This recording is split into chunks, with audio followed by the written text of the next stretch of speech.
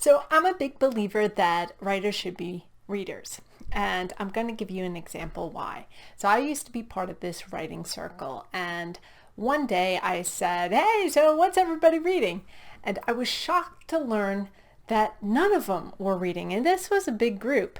A couple of them had said that they're too busy reading the stuff in the group, that they didn't have time to read something else. And they were writing. And it was like, okay. However, and I understand, I have trouble finding time to read and write. And it takes me so much longer to read a story than somebody else. Like, it takes me a month to read a book that takes my kids a week. So I get it, and I moved on. As time went on, though, and I found that the group was critiquing other people's work and spouting things. You can't do this. You can't do that. Don't do this. And I was the only one who was saying, wait a second. You could do it this way. This book does it that way. What are you talking about? You can't do it that way. This book does it. And it's a very popular book. And when I realized I was the only one getting my references from books, that's when I realized, okay, it's time for me to leave the group. And so I did. It wasn't a total loss. I did learn from them. I learned from the experience, and I now gauge serious writers by whether they read or not. If they do not read, I find they're doing it because, they enjoy writing, and I consider them hobbyists. If they do read and write, then I find that they're trying to hone in their skills and to see what they can do to be better writers for the reader. Either way is fine. Whatever you want to do, go for it.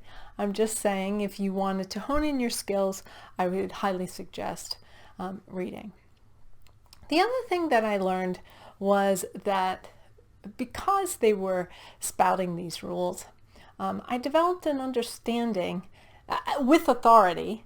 I developed an understanding that as long as you were communicating to the reader and the reader could follow along with what you were saying and staying engaged, then you're fine.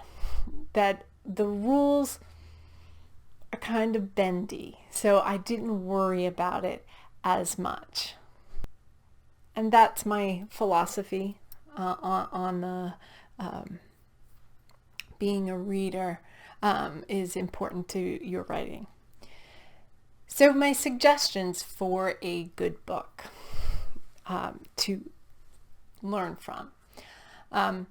Preferably, I like the traditional published book. And yes, the self-published book is fine, and I'll go into that in a minute. I wouldn't, stay away from it completely, but the bulk of your reading, I believe, should come from traditionally published books, because these books have been vetted by people who study English and do reading for a living. They also have a stake in your writing because they want it to be successful as well. So they have no problem saying, no, this ain't going to work. So the books that come to market are books that have been vetted and meet a certain standard. I'd also would consider reading classics because they stood the test of time. I recently read Dracula and Frankenstein, and I was surprised at how scary they were. It was interesting format, journal writing format, which was kind of interesting as well. It was well written, better than some of the stuff that is written out there today that's been published, and yet it's not that cumbersome language that you get from some of the classics such as Shakespeare and Dickens. Dickens is just boring to me, very drawn out, but that's my opinion. You may love Dickens. And that might be way you right. Yay! Now, adding some self-published books, of course, is not bad to your repertoire. But again, I think it's a bad idea to read that as your bulk of your reading.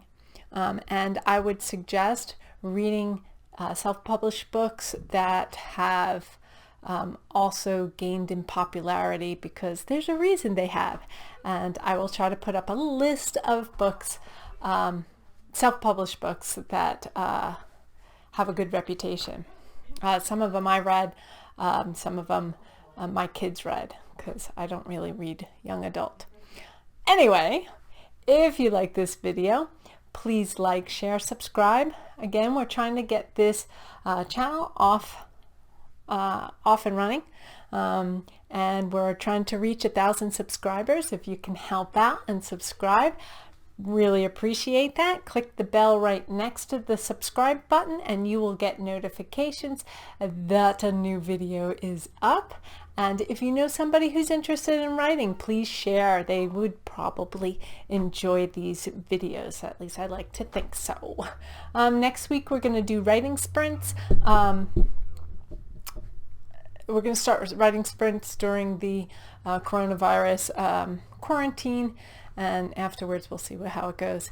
But so thanks for watching, and I will see you next time.